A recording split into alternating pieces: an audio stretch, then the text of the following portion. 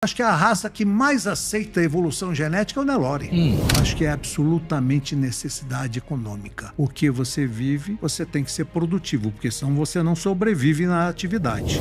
A vaca que nasceu em 2026 é mãe da de 28, avó da de 30, bisavó da de 32. Ou seja, a cada 6 anos eu mudo 87,5% dos genes do rebanho. A Catsispera hoje tem 10 anos que ela está nessa seleção do Nelore moderno. Ela evoluiu 15 quilos dos animais no campo, no desempenho dos animais, na desmame.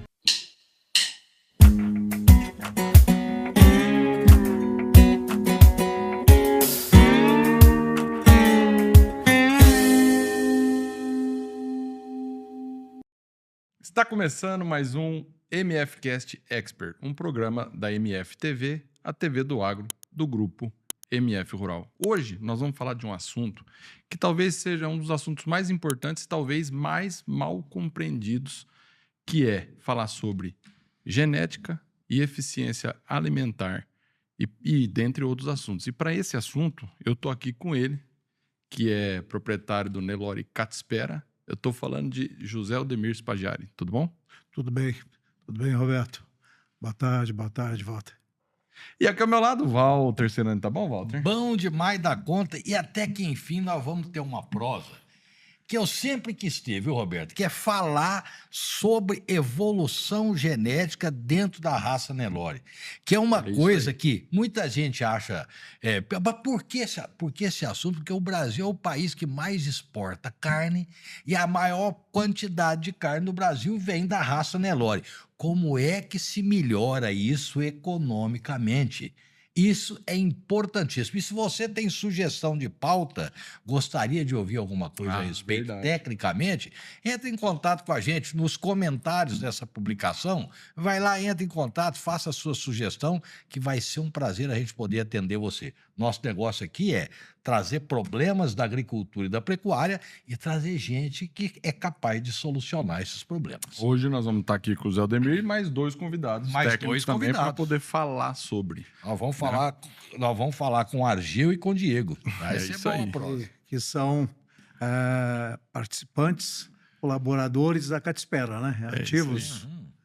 Mas vamos lá. Antes, Zé Aldemir, eu queria saber o seguinte, para a gente começar a entrar no assunto, eu queria saber o seguinte, como é que surgiu a decisão de você entrar no Nelore e, na verdade, no leite, né? E no Nelore, assim, essa paixão do leite que você tinha lá atrás, e depois o que esse leite ajudou nesse Nelore hoje da genética?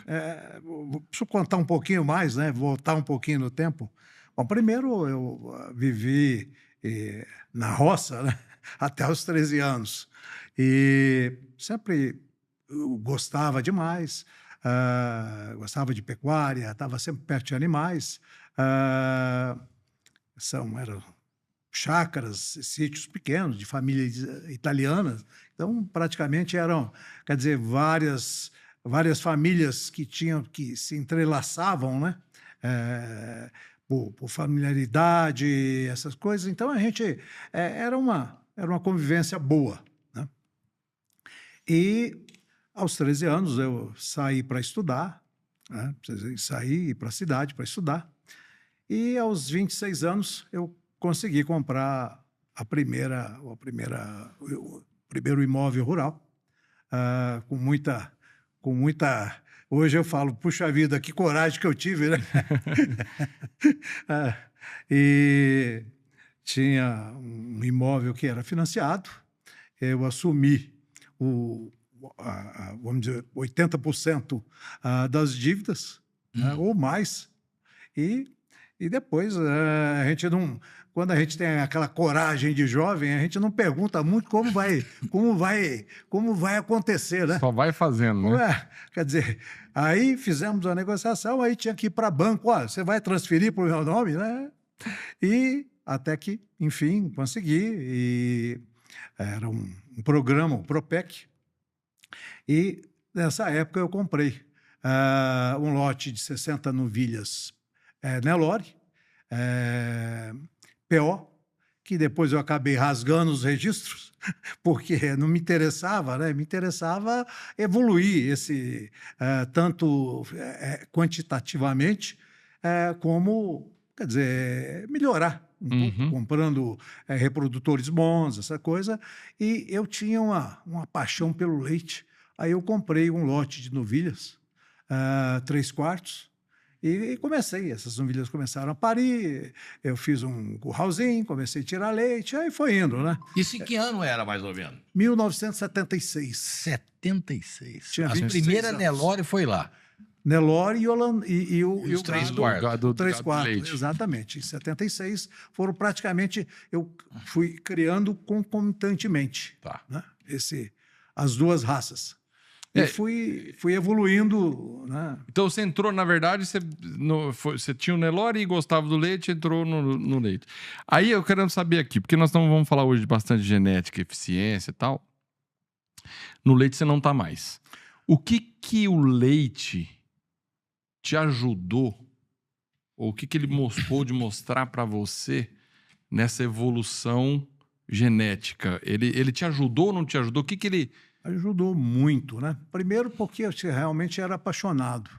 Eu digo o seguinte, se eu tivesse empreendido todo o meu tempo que eu despendi para estudar o Holstein, hoje, vamos dizer assim, eu com certeza estaria muito mais bem. Qualquer negócio que eu falasse, não, o tempo que aqui eu vou estudar aviação, vou estudar isso, aquilo, vou estudar o Nelore, vou estudar, né? O rosto é o gado holandês, né? Exato, o gado rosto é o gado holandês. holandês. Eu chegava aí 5, 6 vezes no norte dos Estados Unidos, no Canadá, por ano, por paixão, né? Para ver isso um pouco mais para frente, evidentemente. Né? Isso aí eu estou falando no final dos anos aí 85, entrando nos anos 90, Tá. quando eu tinha uma grande amizade com seu pai, né? Tá. Tenho, né? Graças a Deus. Só não encontro ele faz um pouco de tempo, mas a saudade, né, de encontrar, de vivenciar aquela coisa gostosa permanece. Ele conta muito das histórias antigas com você no leite aí, que é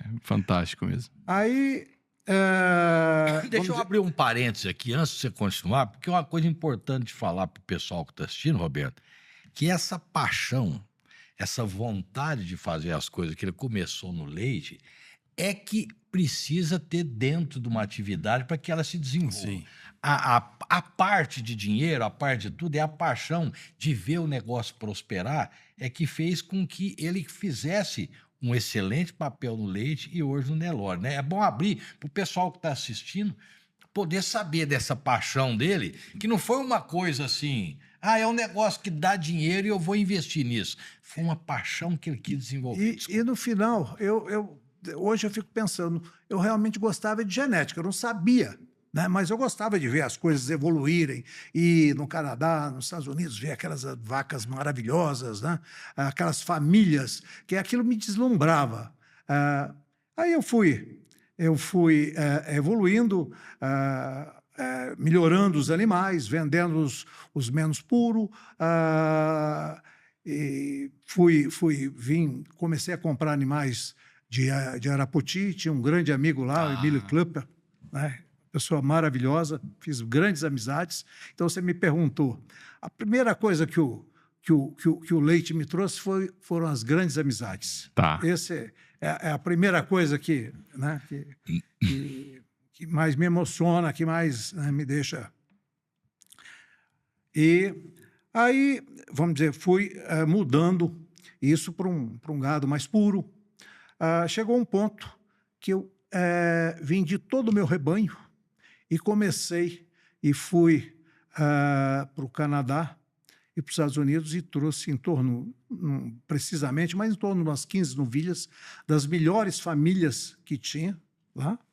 E, vamos dizer, começamos a fazer transferência. Mandava esses animais para uma central de transferência, porque naquela época não tinha praticamente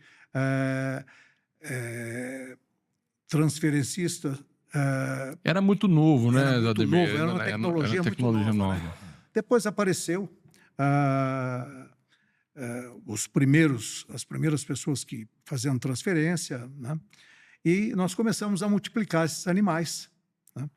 E eu consegui fazer um rebanho realmente assim, tanto produtivo quanto com características raciais extremamente desejáveis, né? Fui 4 vezes melhor criador nacional, 1 vez melhor expositor, né? Até paralelamente a isso, o Nelore foi caminhando, foi aumentando, porque o Nelore aumenta, né? Quase que naturalmente, né? Comprava reprodutores, bons reprodutores, e ele ficou quieto lá. Ele aumentava vegetativamente, né? E até que em 2001, após eu resolvi liquidar o rebanho. Gado leiteiro. O gado leiteiro, né? Até, na verdade, eu queria ficar com o núcleo dos animais. De exposição. Mas eu tinha uma pessoa, um amigo, muito amigo, o Aguinaldo, que falou: não vai dar certo. Se você fizer isso, ninguém vai acreditar que é liquidação, né? Aguinaldo Leles. É o Aguinaldo Leles. Aí pensei, repensei e tal. Falei: quer saber de uma coisa? Vamos, toca para frente, né? Na verdade, eu segurei 30 bezerras, as melhores bezerras, as melhores novilhas. Eu tinha um amigo que veio no leilão, ele até veio de avião, e eu fui levá-lo, fui despedir dele, que ele foi lá, comprou um monte de animais, e ele me chamava de padrinho, e eu chamava ele de padrinho. Ele falou: padrinho, cadê as novilhas assim? Eu falei: não, tá tudo aí, né? Mas estava escondido. Aí passou um tempo, eu falei: se a paixão continuar demais a conta, eu tenho. Quer dizer, eu não perco. Você está aí com a gente. Tem a semente aqui. A semente, né? Mas aí eu vi que recomeçar tudo, né? Nessa época eu fazia 5.000 litros de leite A, tinha parado com a fábrica, vendido todos os equipamentos, uma boa parte dos equipamentos. Falei: não tem sentido, né? Aí eu troquei. O Elo José Noli tinha um rebanho muito bom de PO. Sim, eu lembro. De Nelore PO, que ele tinha comprado da Cauê, de origem da Cauê também. O Elo também, que também era criador, também mexia com leite, né? Pedia, nós competíamos, né? A briga era ferrenha, né? Na exposição nacional. Mas aí eu peguei. Ele tinha o gado Nelore? Tinha o gado Nelore e ia fazer um leilão. E eu liguei para ele e falei: ô Elos, você me lembra a pergunta que você me fez, né? O dia do leilão de liquidação? Eu lembro. Eu falei: pois aquele dia eu não te menti, mas omiti. Eu tenho 30 novilhas, assim, bezerras e novilhas. Você não quer comprar? Ele falou: brincou. Falei: não, padrinho, não tenho dinheiro, não. Eu falei: mas não quero dinheiro, velho. Ele falou: mas como você não quer dinheiro? Nelore. Eu falei: eu quero trocar quero um crédito. Você me compra, eu quero um crédito para gastar no seu leilão. Eu sei que passou um tempo, tal, voltou, nós fizemos um negócio. Eu fui lá e comprei o núcleo do rebanho dele, num leilão, um grande leilão de liquidação dele, em Uberaba. E assim eu tive tempo de revisar os animais e comecei. Quer dizer, a intenção, a princípio, porque era um Nelore a pasto, a intenção era fazer reprodutores para o Nelore comercial, que já tinha crescido, já estava aí, vamos dizer, umas 1.000 matrizes, mais ou menos, ou próximo disso. Mas aí o bichinho da genética, da exposição, da coisa, né? Aí eu comecei, vi aquele monte de baia que tinha lá, um monte de barracões, né? Falei: mas... E aí comecei a pensar, aí eu comecei a melhorar esses animais, comecei a selecionar e fui para a exposição. Fui fazer o que eles chamavam de Nelore Elite, né? Hoje, acho que é isso ainda. Não concordo muito com o nome, não por coisa, mas né, fica um pouco pesado, né? Fica snob, né? Fica snob, exatamente.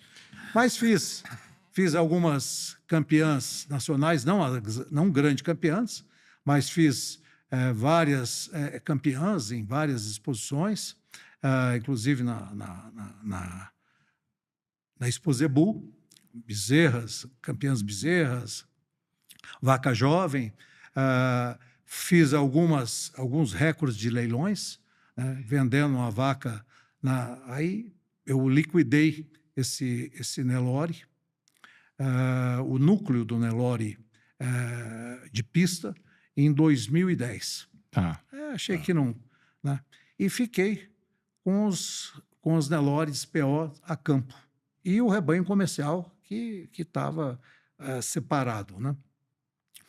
E parti para eu achava o seguinte, um pouco desconectado você ter uma vaca de 1.000 quilos, 1.200 quilos que eu tinha, quando você tem uma vaca de 450 quilos a campo. Aquilo me incomodava um pouco, me incomodava a parte de fertilidade desse Nelore assim, de baia, né? E eu parti, então, para o Nelore avaliado, de avaliação. Quer dizer, com o mesmo rebanho que estava a campo. Né? Tá. Não que estava em baia, porque esse eu tinha vendido todo, né? Tinha liquidado em 2010. E a partir daí, vamos dizer, fomos evoluindo, isso de 2010, os 5 últimos anos nós evoluímos muito. Aí eu trouxe, né, contratamos profissionais que realmente podem nos ajudar e que vai colaborar aqui hoje, Sim. vai nos ajudar e responde pelo melhoramento genético da Catispera, que é a doutora Ageu, né? E o Diego, que faz a parte de nutrição. Tá. Né? Ele tem É o meu graduação especialista nisso aí. Exatamente. Deixa eu te perguntar uma coisa aqui antes, porque é um negócio interessante. Você falou uma coisa, antes da gente até chamar eles para vir falar mais um pouco de técnica. Você via diferença? Você participou dos dois, da pista do holandês e da pista do Nelore. A pista do holandês, ela era mais condizente com a realidade de uma fazenda do que o Nelore? Como que Muito você pensa? mais. Muito mais pelo seguinte, e te explico o porquê. Se você levar um animal, um holandês, que esteja fora das condições de produção, você é desclassificado na hora. Uhum. Tá certo? Para você ter uma ideia, na composição, na avaliação linear, quer dizer, são 100 pontos. Na época, hoje eu estou um pouco desatualizado, mas 50 pontos, exatamente 50 pontos, era úbere. Vaca que não tem úbere, não tem. A função dela é produzir leite. Exatamente. Acabou. Então, os animais são muito próximos em tamanho, em peso, em condição corporal. Se você levar um animal fora da condição corporal de um animal que está em produção, você tá fora da competição. Um pouco diferente do Nelore. Aqui não é crítica, mas você tem vaca a pasto com 450, 550 quilos, mais ou menos, que é o normal, tá certo? Enquanto você tem animais, o Nelore responde muito bem. Uhum. Quer dizer, ele responde. Se você der alimentação para ele, ele responde. Por isso que você tem animais de 1.000 quilos, 1.200 quilos, matrizes de 1.200 quilos. Né? Então, essa é a diferença que eu vejo entre uma raça e outra. Você acha que hoje nós falamos de genética? Genética é luxo ou necessidade econômica? Eu acho que é absolutamente necessidade econômica. Porque você vive, você tem que ser produtivo, porque senão você não sobrevive na atividade. Né? E eu digo o seguinte, se você pegar 2 animais, até trouxe aqui, vou fazer quase que uma espécie de uma brincadeira, né? Se você pegar 2 animais Nelores similares, em fenótipo similares e colocar perto e eu te falar, olha, esse animal aqui tem 5 centímetros maior na área de olho de lombo.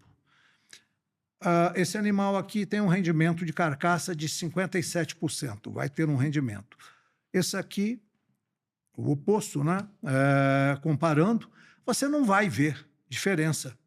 E por isso que, às vezes, as pessoas, quer dizer, uma grande parte dos criadores, eles não acreditam muito dessa necessidade de se melhorar geneticamente os animais. Eu vejo isso uma coisa... Eu trouxe até, se eu puder mostrar interessante. aqui, Não, fica mais fácil. A câmera aqui tá pegando aqui, ó. Dá para ver aí? Tá. Fica mais fácil mostrar. Eu usei uma outra raça, né, para mostrar o que é melhoramento, como isso é visível numa outra raça. Né? Deixa eu tirar só essa... Aqui, ó. Perfeito. Você tem aqui um animal modelo dos anos 50, mais ou menos, 50, 60. Tá, na sua mão direita. Da mão direita. Onde a lactação média do Canadá, dos Estados Unidos, era em torno de 6 mil quilos por lactação de 305 dias. Perfeito. Né? E aqui você tem, na mão esquerda, um animal modelo dos anos 2020, mais ou menos. Né? Então, você vê a diferença. O que eles fizeram, eles praticamente modificaram todo o animal. A parte de úbere. Por quê? Então, vamos pegar na parte de produção. Aumentaram 8 mil quilos na média das lactações. Eles triplicaram os sólidos no leite, que tem um grande impacto econômico. Impacto grande.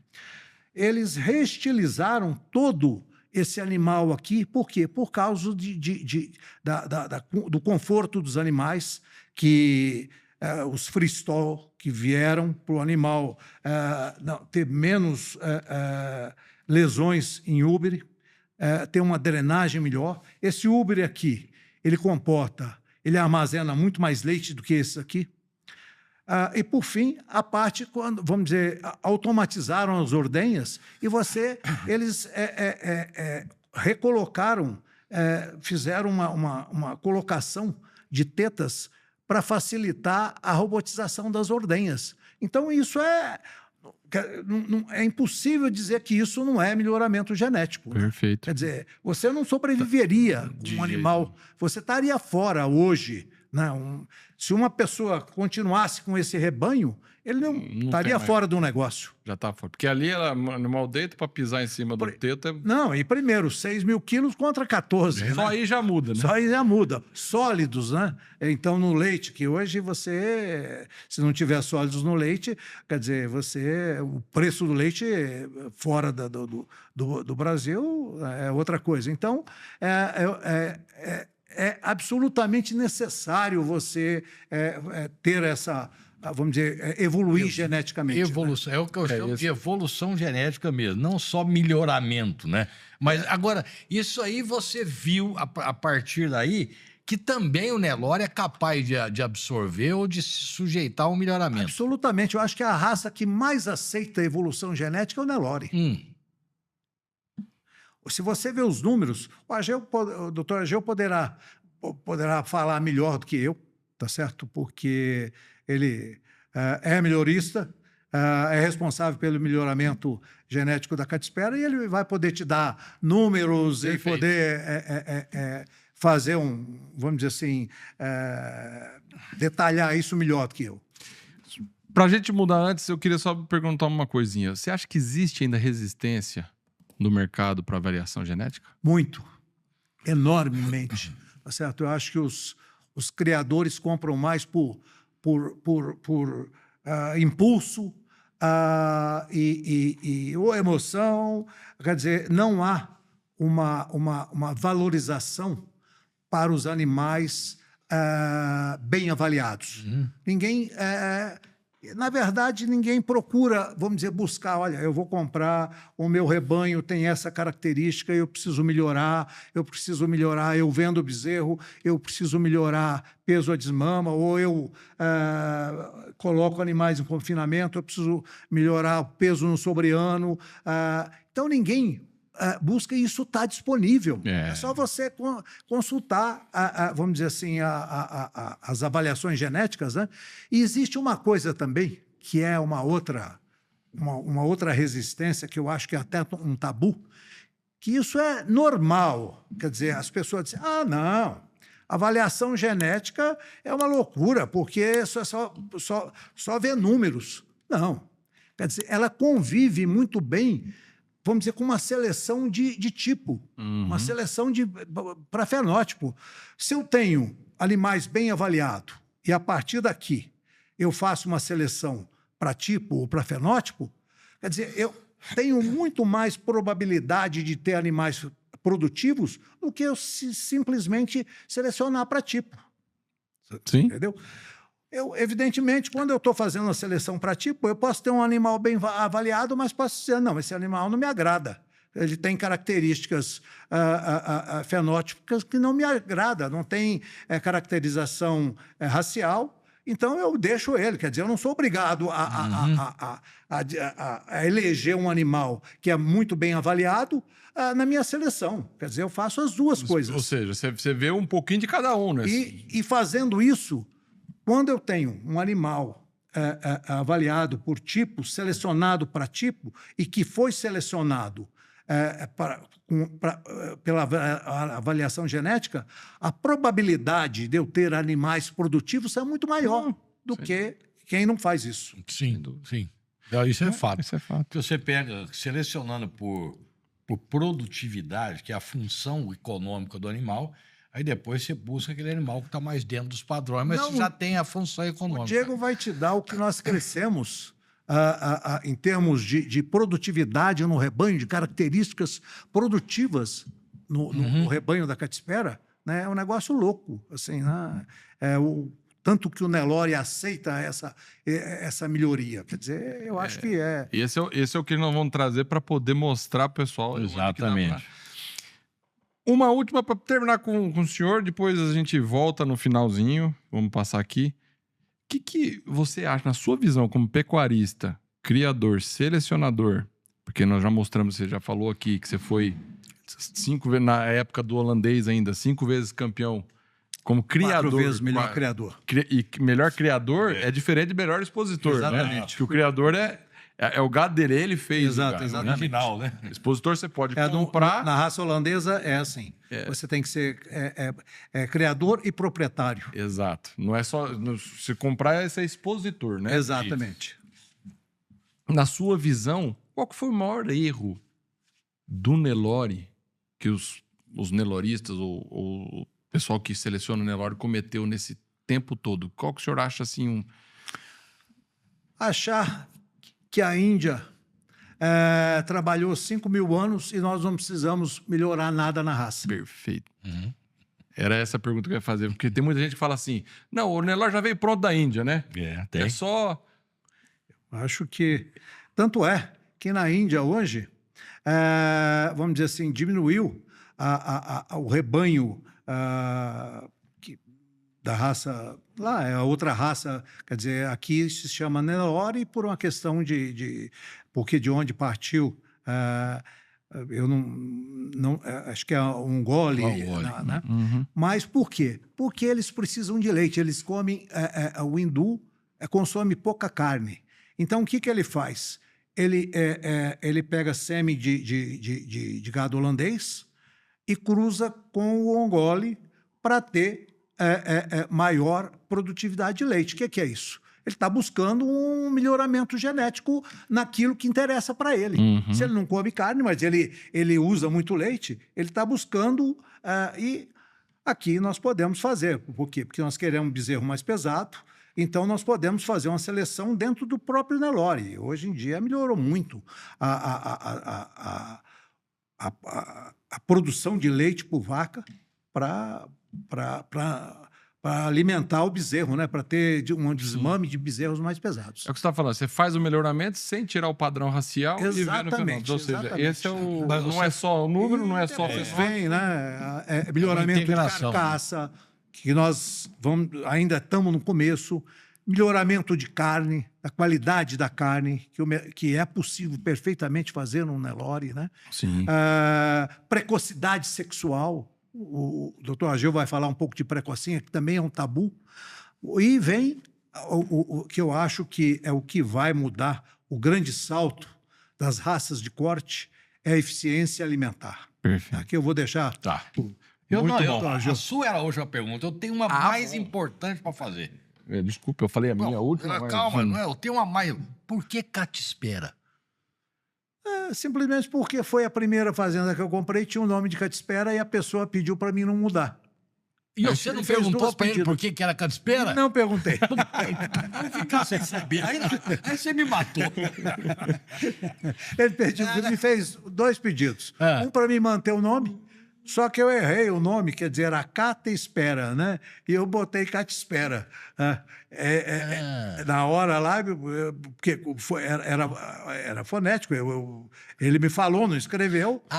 E aí a outra coisa era para continuar levando os filhos dele. Eu falei, sem problema nenhum, fique à vontade, né? Venha, porque ele era português e falou, se você vier cá, te espero. Certo? Então, cá te espera. Mas devia ser mais ou menos, Cata Espera, né? Pode ser. Muito bom. Então vamos chamar Antes do... eu ia fazer no final, porque como você já não entregou... pois é, eu fiz a... Não. Vamos fazer, ué. Vamos fazer, claro. Isso aqui é um presente. O Walter errou. Eu falei para você já prestar atenção no final. Prestei atenção no começo. Já a sua visita para nós aqui. Nós temos um presente para você aqui. Que é Muito obrigado. Muito obrigado. Uma faca para poder fazer. Olha, soltei errado aqui, é bonito. Ó. Olha assim. Muito obrigado. Do MFcast. Valeu a vinda, viu? E você tem também aí uma garrafa térmica. Muito bom. Tá? E a canequinha. Pra você poder andar na Catispera e uma caneca do Muito Grupo MF obrigado, pra você. Walter. Tá? Muito obrigado, Roberto. Muito bom. Vou passar aqui pro... Nós vamos lá. encerrar esse primeiro. Agora nós etapa, vamos né? esperar os 2 técnicos E vamos falar com o Diego e com Vamos lá. o professor. Bom, Walter, agora nós estamos aqui com o Argeu e com o Diego, que nós vamos falar um pouquinho mais tecnicamente, né? Para a gente poder entrar nessa parte técnica. Isso. Mas para começar, eu queria fazer o seguinte. Botar o óculos porque ele não enxerga. É a primeira coisa. Aqui, uma pergunta que eu coloquei aqui, que eu coloquei o seguinte: o que na prática significa selecionar um animal economicamente superior? É bem interessante isso, porque o termo superior ele é utilizado de muitas formas. Que superior está acima da média. E é muito pouco. Né? Tem muitas vezes que o cara diz, esse animal é superior na raça. Metade é superior, metade é inferior. Ele pode ser um número 50. Então, no nosso caso, se fosse, por exemplo, um quesito de superioridade dentro da Catispera, 0 de seleção. Todo mundo é superior. E não é superior 50, é superior 5 ou melhor, né? Tá. É 5, 2, 0, 1. Tá? Então, superioridade significa que o animal está acima da média, ou numa característica, ou para índice genético, né? Mas a gente precisa quantificar quanto de superior. Por exemplo, tem algumas discussões que são muito interessantes. Eu sempre digo assim, as discussões não começaram com nós e não vão terminar com a gente. Fique tranquilo, né? Daqui a 5 gerações, não importa a raça, vai ter gente divergindo. Só um minuto, eu não apresentei, os 2 são médico veterinário. Eu não falei, eu esqueci de falar isso, né? São 2 médicos veterinários aqui, colega também. Seu não, né? Você é Eu sou zootecnista. Tá bom. Mas vamos lá, continuando. Então, essas discussões sobre produtividade, né? Elas não começaram com a gente e não vão se encerrar. Mas elas são interessantes, né? A gente hoje, por exemplo, o que é a grande falha que nós, técnicos e programas de melhoramento genético, cometemos ao longo desses últimos 30 anos? Nós não ensinamos o produtor comercial a melhorar sua rentabilidade. Perfeito. Nós focamos nos nossos rebanhos PO e, em muitos casos, se fez grandes trabalhos, né? Eu sempre digo que as melhores fazendas em termos de ganho genético no mundo estão no Brasil, na raça Nelore. É só pegar os resultados. A gente está reescrevendo a seleção, né, no modelo de intervalo de geração curta, que todo mundo fica assustado. Mesmo algumas pessoas aqui se assustam, falam, mas vocês, o que a gente está fazendo? Pega todo esse pool de genético, de tecnologias, e a vaca que nasceu em 2026, o animal, é mãe da de 28, avó da de 30, bisavó da de 32. Ou seja, a cada 6 anos eu mudo 87,5% dos genes do rebanho. Isso é espetacular, isso muda a forma do mundo selecionar. E isso está acontecendo na raça Nelore. Então, quando a gente chega aqui e fala assim, essa é a raça que mais evolui no mundo, o cara fala, pô, mas se fosse de outra raça, ia falar a mesma coisa, né? A minha raça é melhor e tal. Não, a gente fala fundamentado que as tecnologias de produção estão aí e a gente está trabalhando com intervalo de gerações muito curto. Então, as mudanças estão muito rápidas. Isso explica que a gente matava um Nelore há 30 anos atrás, de 5 anos. Hoje mata no Brasil inteiro com 30 meses, no caso da Caspera com menos de 24, aumentando o peso em arrobas. Ô, Argel, nós estamos aqui com 2 rapazes, né? E nós já somos uma geração um pouco mais... Os cabelos já começaram a ir embora e não volta mais. Os que vêm fica branco, né? Mas a gente tem muita conversa que o gado está indo para um lugar ruim e que ela tinha que voltar no gado antigo que veio da Índia. Qual que é a sua argumentação para isso? Olha, eu vou dizer uma coisa. Eu aprendi com um criador, um cara que fez um grande campeão nacional, Nelore, Redi, e foi talvez, não sei se o principal, um dos principais criadores de cimental, que é o seu Rudi Reich, que um dia me disse uma coisa de legado de vida, que falou assim, olha, meu filho, quando uma pessoa faz tudo errado, quem sofre o impacto no seu patrimônio é ele. Então, você tem que respeitar a ação dele. E aquilo é um legado de vida. Então, toda vez que eu encontro uma pessoa que pensa diferente de mim, primeira coisa que eu penso é que eu tenho que respeitar ele. Uhum. Tá? Então, eu divirjo de opiniões, mas essa é a primeira coisa. Não importa o quão diferente pensa, eu sempre me vejo na minha mente que eu tenho que respeitar a pessoa porque é o patrimônio dela.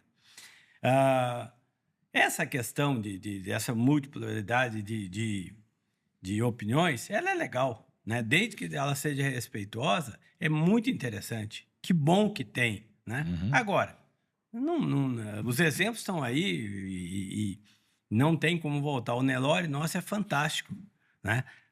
Veio uns pesquisadores americanos aqui que disseram o seguinte, opinião deles, vão ter 3 grandes raças do mundo. O holandês no leite, o Nelore e o Angus no corte, sendo que o Nelore vai ser a raça mais importante do mundo. E aí você fica assim, fala, será que esse americano falou isso para agradar a gente? E o que está acontecendo agora? Bolívia, Paraguai, Colômbia, quase toda a América do Sul entrando no Nelore. Aí na América Central estão entrando muito forte. México, Panamá, Costa Rica, Paquistão, ou seja, o Nelore realmente, aquilo que eles previam, esse Nelore moderno, está expandindo fronteiras. Perfeito. Né? Colômbia, por exemplo, eles tinham uma resistência em relação à musculatura do Nelore, mas o Nelore que tinha ido para a Colômbia era outro biotipo. Era um animal mais alto, com menos músculo, né? Agora está tendo uma invasão de Nelore na Colômbia, sabe? Então, agora, voltar atrás, não precisa. Né? Não precisa. A gente tem que ir aprendendo com os erros que a gente comete, né? Reconhecendo quando erra, corrigindo de eventuais erros. Né? Às vezes a gente é muito extremista para um lado só. E quando acontece isso, é obrigação nossa enxergar o que a gente está fazendo e melhorar. Perfeito. Então, mas eu não vejo nenhuma necessidade da gente voltar 40 anos e perder. Tem um estudo que a NCP mostrou agora, que nos últimos 20 anos, o Nelore aumentou 76 quilos no sobre-ano. Pronto. Uhum. Está aumentando quase 4 quilos por ano. Para que perder isso, né? Uhum. Mas assim, como é que você... Porque a gente fala muito disso e as pessoas às vezes estão aqui assistindo e falam, mas como é que eu faço isso? Como é que você equilibra a avaliação genética, né, e o padrão racial? Como é que você faz esse equilíbrio lá na seleção de vocês? Como é que você consegue ter esse equilíbrio? Então, essa é uma questão muito interessante. Porque é o seguinte, não tem segredo para ninguém que um boi feio é difícil de vender. mesmo que seja o líder do sumário. E ninguém quer ter esse boi feio. Não pense que tem um grupo que gosta do bonito e outro que gosta do feio. Todos nós gostamos do mesmo boi, do boi bonito. Agora, aí entra uma parte, tá? Por exemplo, dentro da Catspera, nós temos lá um monte de provas, né? Provas de eficiência, as avaliações dos programas, precocidade sexual, ultrassonografia de carcaça, e se chega ao ranqueamento de quem são os melhores. Nesses melhores, nós eliminamos os que não nos agradam. Agora, ao contrário, sair no rebanho, ver quem são os bonitinhos e ver se é superior, né? Isso a gente não faz, entendeu? Então, o que a gente faz? Nós ranqueamos ele por produtividade, tá? E não raramente o número 1, o número 2 não ficam por... Então, o fenótipo, para nós, é uma questão de descarte e não de inclusão. Nenhum touro entra no ranqueamento porque é bonito, ou uma vaca porque é bonita, né? Se ela for só superior, ela está fora. Agora, então o fenótipo para nós é... E a gente tem duas... uma coisa interessante dizer, a beleza está no DNA da Catspera. Ela fazia pista com o holandês, fazia pista com o Nelore, então ela gosta do animal bonito. E a gente faz isso em duas... Por ocasião da desmama, nós pontuamos de 1 a 7. 1 é descarte, 7 é o animal perfeito, e os outros ficam 2, 3, 4, né? Se distribui ali. E nós damos nota. Essa nota nos ajuda a entender o que um pai, o que uma mãe está nos entregando em média de fenótipo. Mas ela não ranqueia os animais. Quando vai para a prova de eficiência, o 2 e o 7 têm a mesma chance de ganhar a prova. Tá? Então, nós damos nota e fazemos média, e se um pai vai muito mal no fenótipo, a gente não usa mais, ele está descartado, e depois, quando termina as provas, novamente esses animais vêm. Tá? Mais ou menos 17% dos animais são descartados ou por genótipo ou por fenótipo, ou seja, ou por produtividade ou por tipo. Nós os eliminamos e ranqueamos. E a escolha dos animais, nós ranqueamos por produtividade e descartamos feios. Tá. Eu tenho uma coisa aqui, Roberto, que eu queria perguntar. Essas duas perguntas, para mim, eram fundamentais para ele poder... Que é, no caso do Diego, falando em nutrição animal. Porque a gente vê muito hoje falar...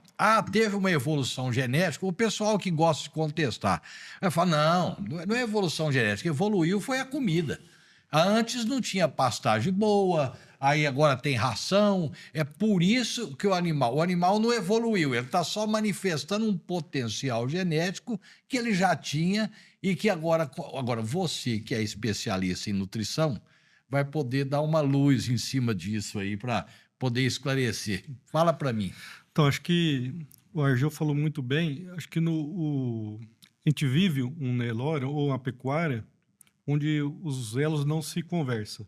Então, a gente vê a genética e as fazendas de genética trabalhando, e muitas vezes não são pecuaristas que fazem a recria, que fazem a engorda. Então, eles vivem um problema, mas não vivem o problema todo.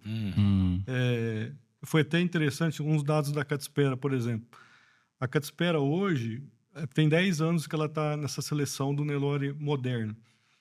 Ela evoluiu 15 quilos dos animais no campo, no desempenho dos animais, na desmama. Se você pega 15 quilos hoje, num bezerro de R$20 o quilo, são R$300 a mais por bezerro. Ela desmama por volta de 2 bezerros por hectare. Então, são R$600 por hectare só pelo ganho de melhoria de genética. Então, a genética que ela fez lá no PO, ela está passando para o seu gado comercial, aumentando em R$600 a rentabilidade do gado comercial. A gente pega a média brasileira, trabalhando R$150 de lucro por hectare na cria. Então, acho que nós temos que conversar, tentar ligar mais o elo de quem faz a cria com quem faz a genética. No caso de confinamento, a gente vê na Catspera animais comendo 120 quilos de comida para ganhar uma arroba, sendo que a média do Nelore é por volta de 150 quilos. Então, se a gente considerar que é R$1 o quilo, ela custa R$30 por arroba. Um animal produz aí 7 arrobas no confinamento, são R$210. Esse pacote de tecnologia que a Catspera tem, a hora que o produtor usa isso mostra muito o resultado econômico.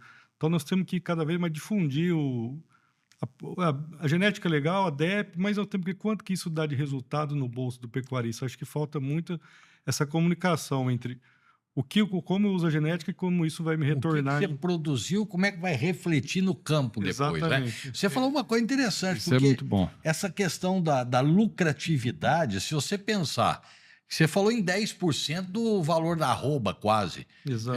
Se você chegar hoje e falar para o produtor, eu vou te pagar 10% a mais na sua arroba, ele vai ficar feliz. Mas se você falar para ele, escuta, você precisa trabalhar para economizar e ganhar esses 10% ali, né? Só Uma diferença grande. Só no uso de um animal superior, melhorado, já faz isso. Uma coisa que chama a atenção de vocês lá na Catespera... Roberto, se posso dar um exemplo nessa pergunta Pode, do Walter? sem dúvida. Essa discussão, é ambiente ou é genética, é muito interessante. E no Canadá, tinha uma discussão se esse frango atual, quanto que ele realmente geneticamente é superior. Ou se é porque melhorou a ração, melhorou o ambiente climatizado, melhorou a água, melhorou os probióticos, os hormônios, ou seja, quanto desse frango moderno, que está morrendo aí com 2,5 kg, 38 dias, né? Quanto o frango da década de 30, que gastava 150 dias e morria com 1,4 kg. Né? Quanto que esse câmbio era genético e quanto que desse câmbio que era ambiente.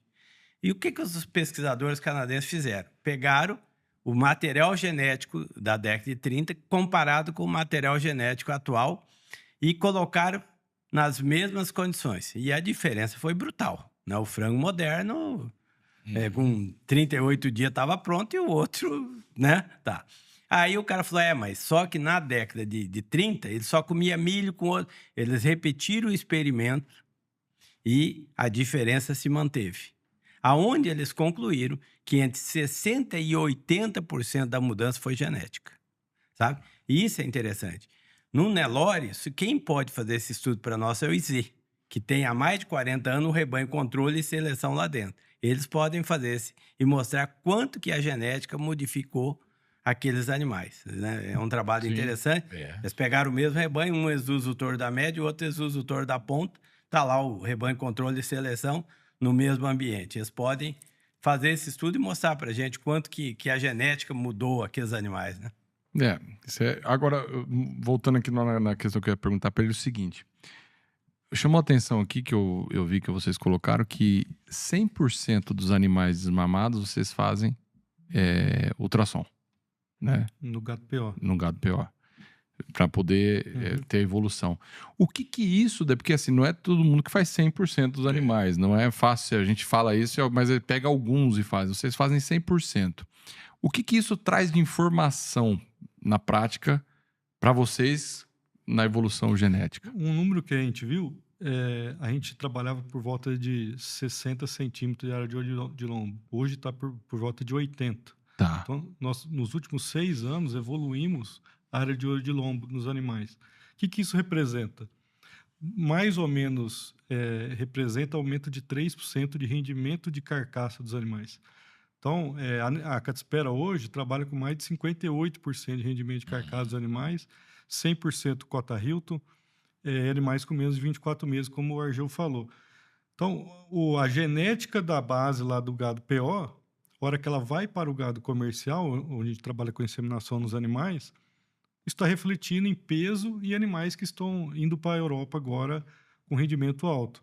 Então, acho que o que nós estamos fazendo, gastando dinheiro para identificar os melhores animais, isso está mostrando o tanto que isso mostra de resultado na prática do rebanho comercial. O que vocês estão fazendo, vocês estão investindo nisso daí para a pessoa que comprar um animal superior. Ter certeza ter que certeza. E lá tem uma vantagem. Lá faz cria, recria e engorda. É um laboratório acampado. É um laboratório acampado. Porque vocês têm o PO, mas tem o Tem comercial também. são 10 mil cabeças comerciais, Matrizes. que ali são matrizes que dá para avaliar os touros produzidos ali à vontade. né? Quando a gente fala em 100% das desmamas, faz a conta aí.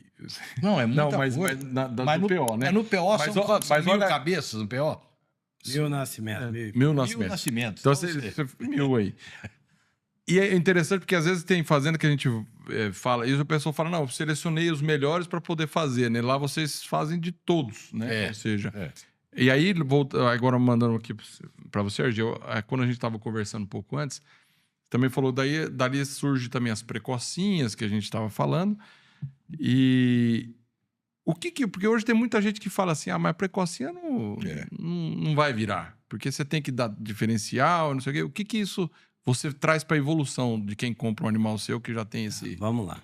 Precocinha eu sempre costumo dizer que é um crédito no banco. Você pode ter um dinheiro depositado e não querer gastar ele naquele momento, né? É o gene da precocinha. Você pode comprar um touro precoce, o gene está lá no seu rebanho, você por algum motivo não quer desafiar as novilhas lá. Ok, mas o dinheiro está lá no banco. Uhum. O dia que você quiser, você pode gastar, que é o gene da precocidade. Se você não tem o dinheiro, aí você não pode gastar de jeito nenhum, porque não é opção sua. Ou seja, se você não tem o gene, o dia que você for desafiar, você vai ter uma decepção muito grande. Você vai fazer tudo que te ensinaram e elas não vão emprenhar. Bom, a precocinha, ela só tem um motivo para acontecer. Só tem um, é ter um bezerro a mais na vida útil da vaca. Por quê? Uma novilha normal, você emprenha ela com 2 anos, ela pare com 3, e com 42 meses ela tem o primeiro bezerro. Se você vender o bezerro, você tem a primeira receita dela. Ou seja, você ficou 42 meses investindo naquele animal. Se você vender o bezerro, você tem a primeira receita. Se você faz precocinha, nos 42 ela já tem um cara de sobre-ano e mais um, né? Ou seja, você antecipa um, tá?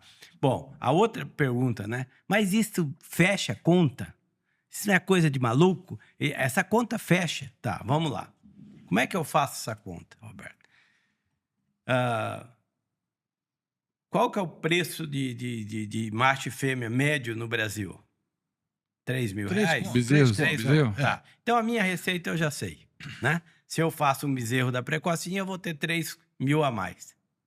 O que eu tenho que levantar? Quanto que eu gastei? Essa é a conta, né?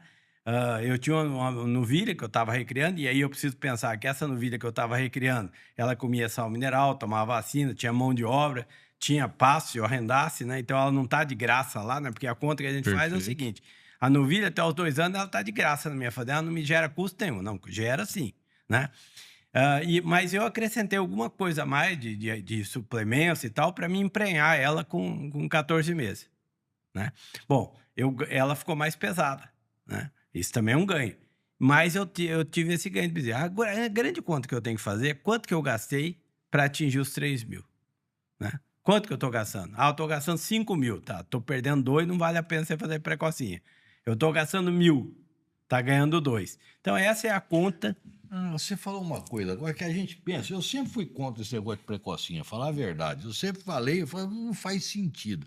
Mas agora você falou uma coisa que é verdade, me fez pensar. A que vai emprenhar com 24 meses, ela vai ficar... Porque o argumento que o pessoal usa muito é o seguinte: mas para fazer precocinha, você tem que tratar dela para ela poder fazer. Mas você está tratando da outra 24 meses também, lá, e não é só o tratar, é o risco que você está correndo da cobra pegar, cair num buraco, sei lá, qualquer coisa. É um risco a mais por tempo que ela está ali, né? Mas então você tem uma receita antecipada, né? A despesa também que você está fazendo, ela vai ser menor, em virtude da própria receita antecipada que acaba amortizando esse negócio e em virtude do tempo que ela vai ficar dentro do pasto, ocupando espaço vazia, né? Exatamente. Então, a precocinha, tem almoço grátis? Não existe, né? Então, você precisa aprender. Por exemplo, um erro que se faz com precocinha. Você desmama, deixa o animal passar fome e aí bota no confinamento e faz ganhar 1,5 kg. Não emprenha.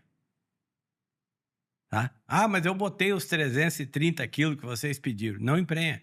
O animal, pós-desmama, ele tem que ir depositando gradualmente a gordura para começar a produzir hormônio para entrar em cio. Então, esse peso que a gente busca, 330 quilos da prenhez, ele precisa ser construído a partir da desmama. Então, não adianta eu larga essas novilhas passando fome aí, pós-desmama. Aí nós botamos 60 dias no confinamento e damos lá um tubo de ração que ela chega no peso e não emprenha. Emprenha algumas, né? Então tem alguma coisa de manejo que ao longo desses anos a gente foi aprendendo, né? Mas a conta principal da precocinha é essa, né? A receita é fácil de fazer. É quanto que é o preço de macho e fêmea na sua região. A outra conta é quanto que eu estou gastando a mais, né? Eu estou dando o quê? Mistura múltipla, 1 quilo de ração. O que eu estou fazendo, né? E quanto está me custando? E nessa conta, eu preciso levar em conta que essa novilha que não emprenhou, ela aumentou o peso também dela em relação a que eu não tratei, né? Tem muitos casos que o cara mata ela logo em seguida, né? Sim. Mas é interessante, precocinha é para isso. É porque no caso de vocês fazem na seleção, né? Sim.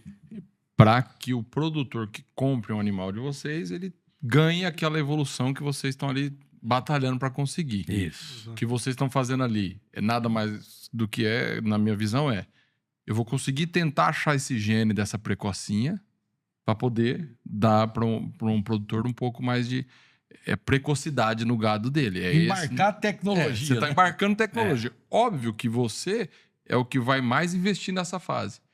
Porque você tem que descobrir qual é, né? E você vai ter as decepções, que aí você fala, puta, eu achei que era precocinha, mas não é. Aí até descobrir, porque não é fácil você tirar só um gene daqui. Descobriu o gene aqui, agora... Não é assim que funciona, né? É difícil de ter essa... E uma outra coisa, Roberto, interessante nesse assunto da precocidade, nós, quando começamos a fazer isso, a gente ia por histórico, né? Usava 100 doses, 100 filhas do pai. Quantas emprenhou? Precoce. Quantas emprenhou? Poucas. Tardia. Tá. Ia por tentativa e erro. Uhum. E tentava buscar testículos maiores. Porque tem um estudo que mostra que entre 28 e 32 centímetros de circunferência escrotal, um animal começa a produção de sêmen, independente da raça ou da idade. Perfeito. Quem determina é a medida. Então, eu já sei que eu tenho que chegar aos 30 centímetros o mais rápido possível para mim ter chance de começar a produzir sêmen. Tá. Então, a gente fazia precocinha por estatísticas de pai, tentando maior testículo nos filhos. Aí veio uma professora, Eliane Viana Costa e Silva, lá da Universidade de Mato Grosso do Sul, vamos medir a precocidade dos machos. E se começou um trabalho que você pega todos os machos da fazenda, a partir da desmama, e passa ultrassom no testículo, e quando tem indicação, faz andrológico. Então, quando a gente diz, esse macho é precoce, produziu sêmen com 12 meses, foi feita andrologia, ele tem no mínimo 50 milhões e no mínimo 10% de motilidade. Não é andrológico completo. Aí, de vez em quando, você vê, mas o que me adianta? Eu quero já congelar. Tá, vamos chegar lá, mas... Né? Tá. E aonde a gente chegou, né? Eu, no começo da minha vida, para fazer andrológico em torno de 2 anos a passo, era complicado. Eles não tinham 28 centímetros, né? Era uma guerra, né? Chegava com 2 anos, a gente ficava brigando ali para dar andrológico. Hoje, tem animais, e a caspera tem um animal que é o recordista, o orgulho caspera. Esse touro produz sêmen com 7 meses de idade. Ou seja, desmamou produzindo sêmen. Não. Tá? Esses animais, eles vão jogar essa característica no rebanho. Aí vai ficar para o produtor comercial apenas a decisão. Eu quero ou não fazer, eu estou em condição de mão de obra, disso ou daquilo, é só isso. Porque geneticamente os animais vão estar aptos. Esse que é o grande detalhe. É o que eu falei, o investimento maior aqui é seu, da Caspera, para poder dar isso pronto para o produtor, né? Agora fala, mas não é viável. Não, aí a viabilidade de vocês tem que ver lá de vocês, obviamente, para ver isso, que é o que vocês estão vendo. Aí muita gente fala assim, mas a precocinha, o tempo dela na fazenda é menor do que uma vaca normal, né? Vamos falar que não é precoce, né? Tem o... Esse é uma boa pergunta. Stayability. É o tal do stayability, mas eu tô falando... São características distintas. Exato. E uma não anula a outra. Tá? Tipo assim, a precocidade é uma característica e a stayability é outra. E nós devemos buscar as duas. Uhum. Né? Então, o fato de eu... porque às vezes a gente confunde. Uma está entrando muito cedo e a outra vai parir até os 100 anos. Então, vamos lá. Num rebanho comercial, a vaca, quando chega entre 9 e 10 anos, ela começa a cair a produção de leite. Então, é mais ou menos quando tem que eliminar essa vaca, né? Por uma questão de diminuir o peso do bezerro em função dela começar o envelhecimento. Todas com 10 anos? Não. A gente não é igual, né? 2 caras... Sem dúvida. Biologia é biologia. Idade. Sim. 2 caras com a mesma idade, um tá acabado, o outro tá inteiro, né? Então, as vacas, mesma coisa. Tá. Num rebanho PO, a briga hoje de quem seleciona é diferente. A vaca com 5 anos, as novinhas expulsam ela do rebanho por competência. sabe? Então, não é que ela não é fértil, não, as novinhas são tão superiores hoje, para quem está fazendo o trabalho de melhoramento, que a vaca, quando chega a 5 anos... e o fenômeno? O fenômeno é o fenômeno. O Pelé hoje ainda jogaria na seleção e tal. Mas é o fenômeno, né? Em média, o rebanho fica superior.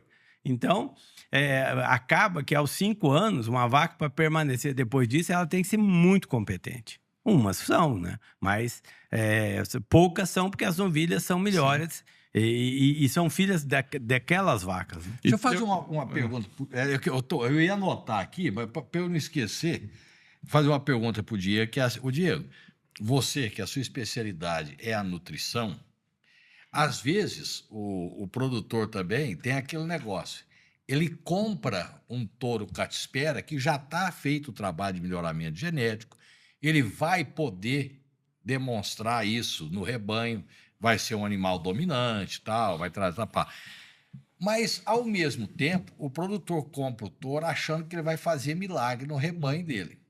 Se essas vacas não tiverem alimentadas numa pastagem boa, para poder manifestar cio, eu gostaria que você falasse disso, dessa alimentação, porque a hora que ele compra um touro, ele está esperando que você faça a mágica no rebanho dele.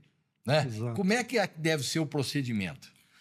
É uma boa pergunta, porque isso até é um trabalho da Catispera, o pós-venda dos animais no campo.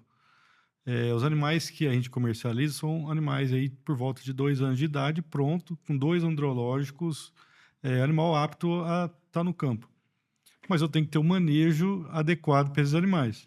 Então, nossos animais, eles são prontos para trabalhar, mas que tenha, no mínimo, uma pastagem. E o que nós fazemos na nossa fazenda é exatamente o que a gente quer no cliente. A gente não tem enfeite nos nossos animais. Os animais, na época de estação de monta, apenas sal mineral de boa qualidade e boa forragem. Claro que se um animal desse cai numa fazenda com baixa oferta de forragem, aí não a genética não vai ser expressada. Né? Então, aí você vê um touro mais magro, você vê vaca sentida, e o cio, a reprodução vai estar falha antes da genética. Né? Então, a gente tem esse problema. Como é que a gente resolve isso? Cada vez mais indo conhecer nosso cliente. Quem são nossos clientes? Se ele está ganhando dinheiro com a genética Catispera, né? Nós temos um responsável por isso, o Paulo, que ele fica exatamente rodando essas fazendas para ver o manejo dessas fazendas. Como é que o touro Catispera consegue evoluir nas fazendas que a gente comercializa. Interessante. Uma coisa interessante também que o Argel falou, só complementando, há 10 anos atrás, o rebanho da Catispera, o PO, tinha os animais na desmama com circunferência escrotal por volta de 20 centímetros.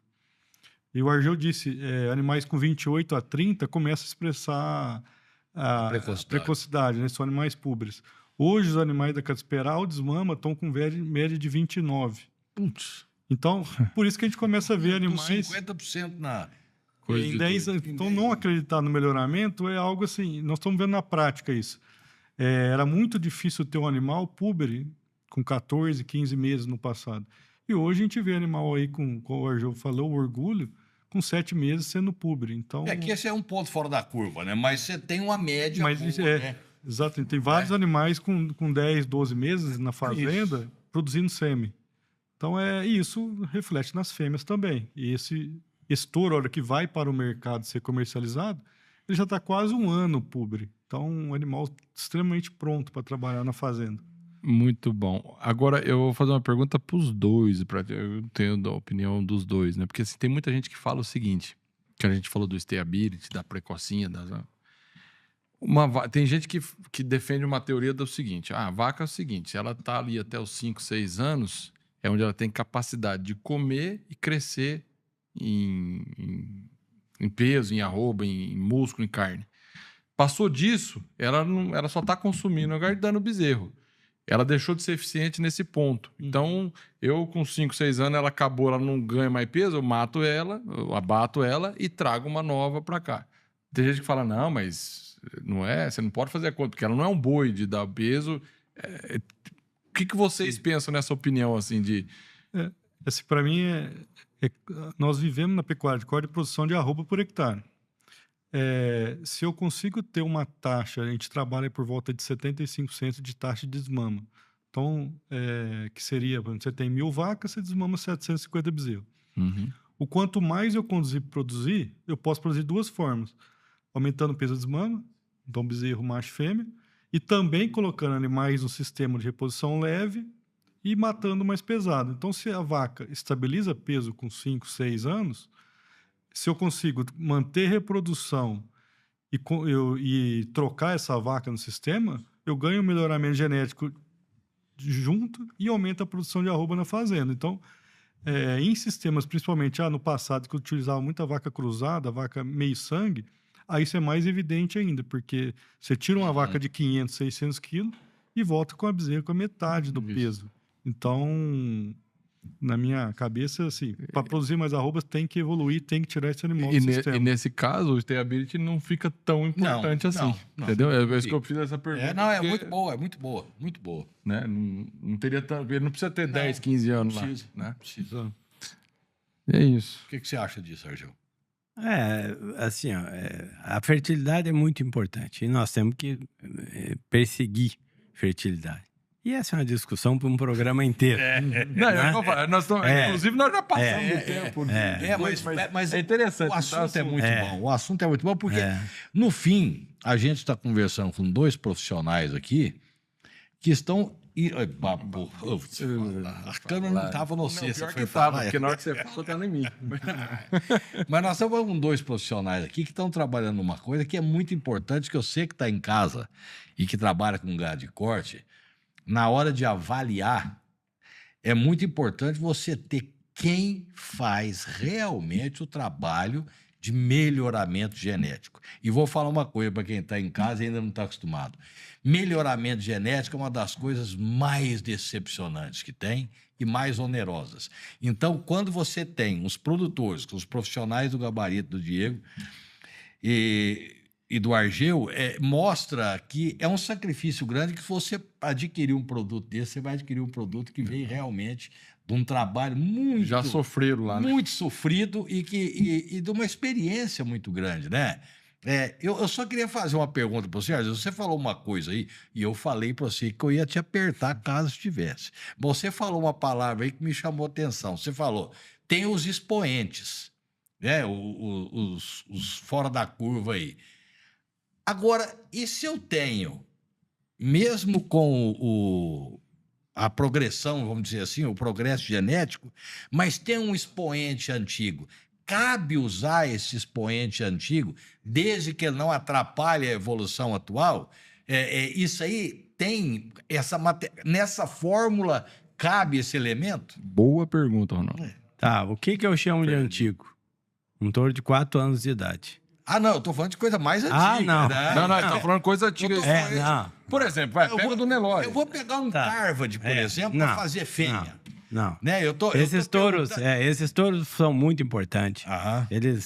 Nós chegamos até aqui graças a eles. Tá. Então, são touros importantes. A gente tem que reverenciar. Mas hoje não tem mais como. Tá? Pra você ter uma ideia, a gente faz peso ajustado na desmama. Tá? E eu já faz alguns anos que eu estou trabalhando, né? Claro.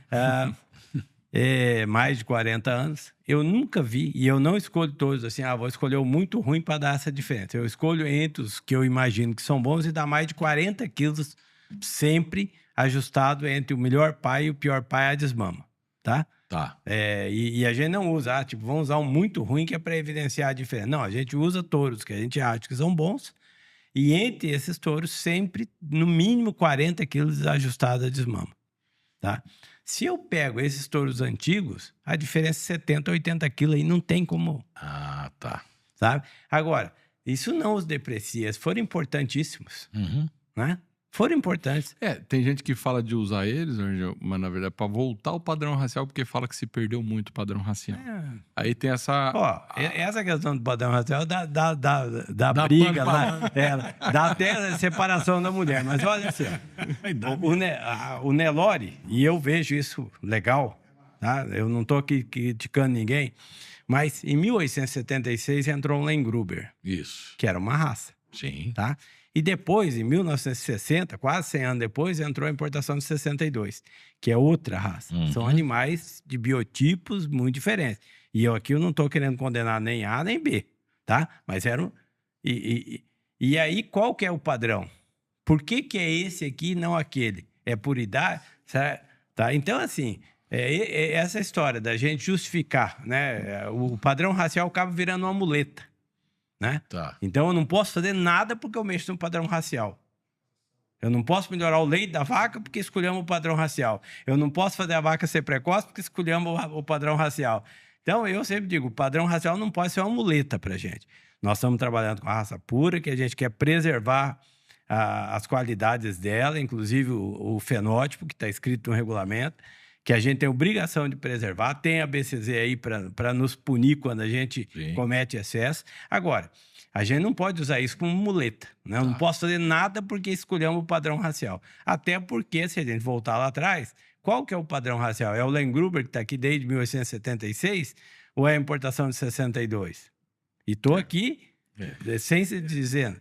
Eu só queria, para concluir, um tema que eu acho que é da maior relevância, que é a eficiência alimentar.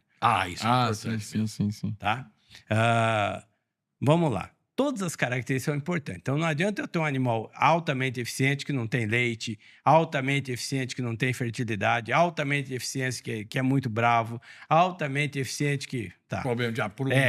Eu preciso de tudo junto, né? Então, não tem aquele negócio de essa exclui aquela, né? Se é pesado, pode não ter aprumo. Não tem essa condição. Todas são importantes. Agora, qual que é a mais importante individualmente? É a eficiência alimentar. Tá? Se você pega uma propriedade, o cara falou, ó, você só pode mexer numa característica, mexa na eficiência. Bem observado. Porque, na verdade, no fundo, é o que o animal precisa ter, né? Ele precisa ser... Se você tá... Que é o arroba que nós falamos de produzir arroba, produzir carne, é aí que tá... A eficiência do animal tá aí, né? E tá justamente do que o produtor pode mexer. Ele não mexe no preço final, mas mexe no preço A eficiência, pra você ter uma ideia, né? Produz mais barato. Pra você ter uma ideia, o Angus americano, esse é dado de 2023, tinha 30 mil animal medido. No Nelore nós temos 45 em 23. Tá? Agora o número já passou de 80 mil medidos. Então, isso vai dando robustez, tá? O que é eficiência? Quanto custa para produzir?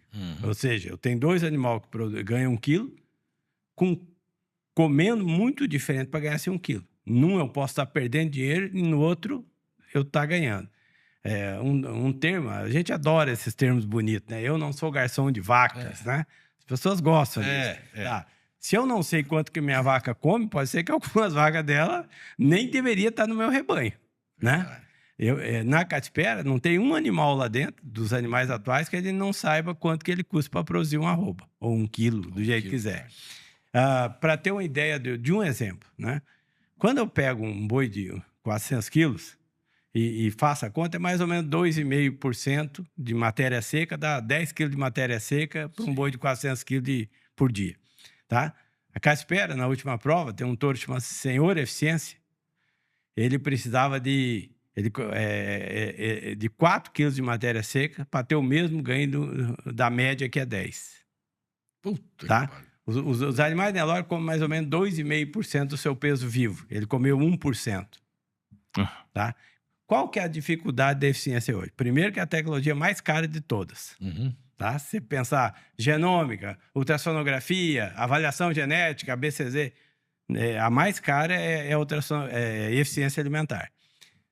Também é a mais importante. E a segunda, que não é tão simples eleger o campeão, né? Tem muita gente elegendo o campeão errado e se frustra, né? Outro dia veio um pessoal de outro país aqui, falando, pô, nós estamos medindo há não sei quanto tempo, nós não estamos conseguindo, vou dizer, um criador do Paraguai e outro da Austrália. Tá? Os dois, nós estamos medindo, não é Nelore, são outras raças, e nós não estamos tendo ganho genético. Ou seja, a população não está... Porque uma das coisas que você tem que ver para ver se você está melhorando, primeiro é ver dentro do seu rebanho se a média dos animais está comendo menos. Tá? Num rebanho que a gente está na 4ª geração de eficiência, ou seja, já mediu, está firme em 1,9. A média é 2,5. Ou seja, já caiu, né? Bastante. Lógico que aí, quando a média é 1,9, aparece animal de 1,3, 1,4, o senhor eficiência de 1, né?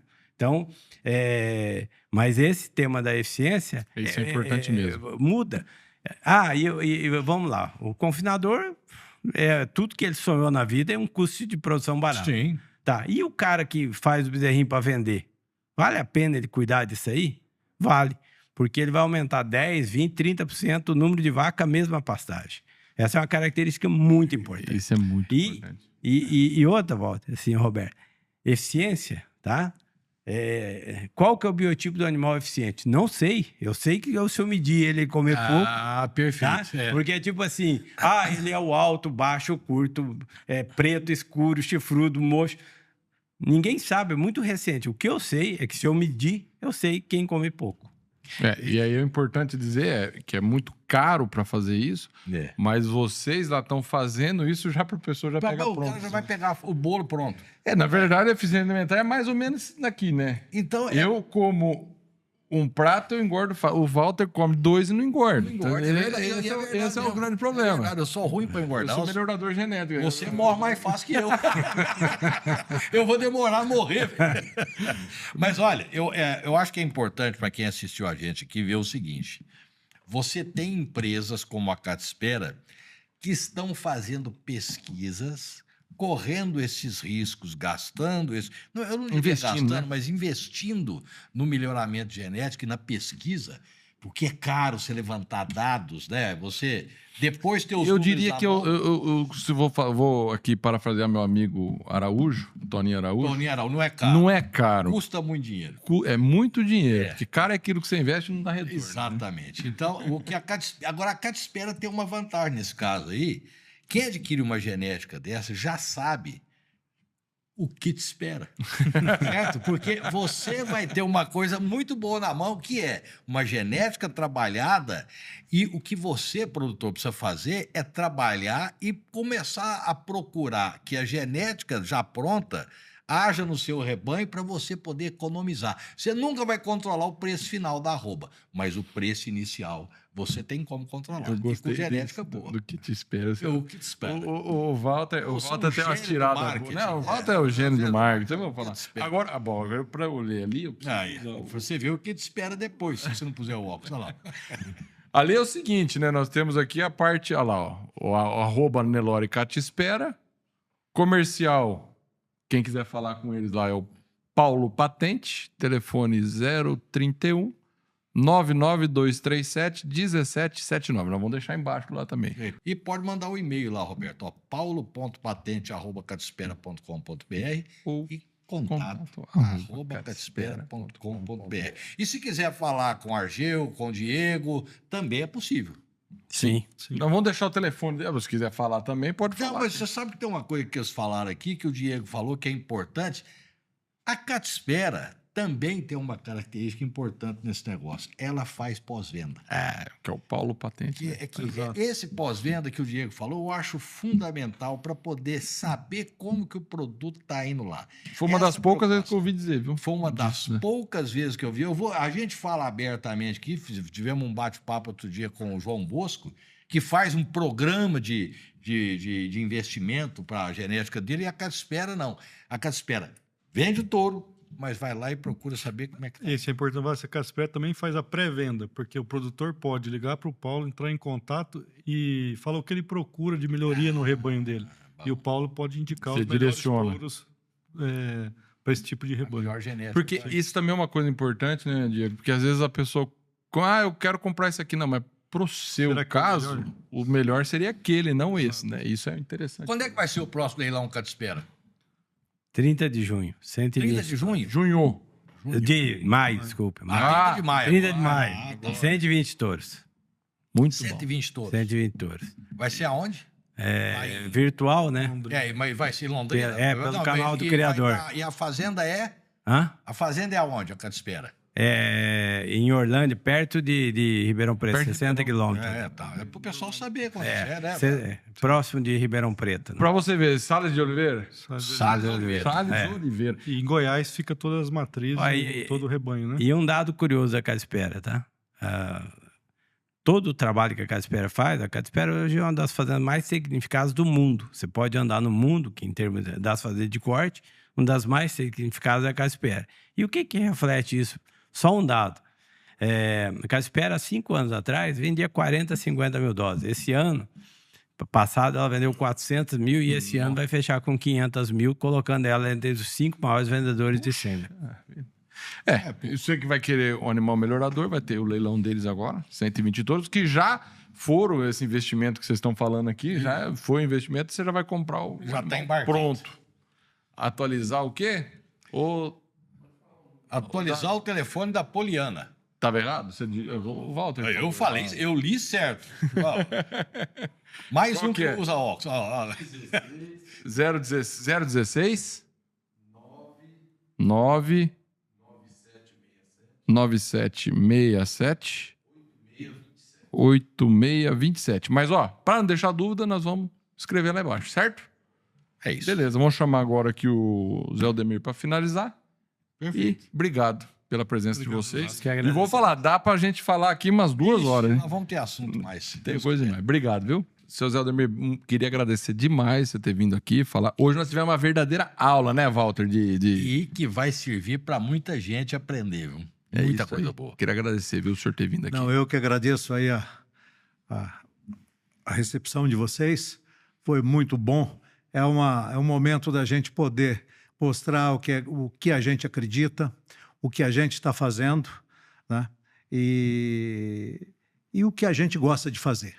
Muito obrigado, Walter. Muito obrigado, Alberto. Para quem quiser entrar em contato com o Nelore Catespera, é só colocar @Nelore Catespera no Instagram, que vai achar lá. Nós vamos deixar escrito aí também. É, tá, o pra Catespera é K-A-T-I-S-P-R-A. você. Melhor a gente vai escrever ali também, né? Vai estar escrito lá. O Walter Tá. falou como que é? Fala aí de rede social. K-A-T-I-S-P-R-A. Muito bem. Eu sou Nelore rápido. Fui Catespera. campeão de soletrar na escola. Ó. Isso. Muito obrigado. É isso. Esse foi o MFcast Expert, um programa da MF TV, a TV do Agro.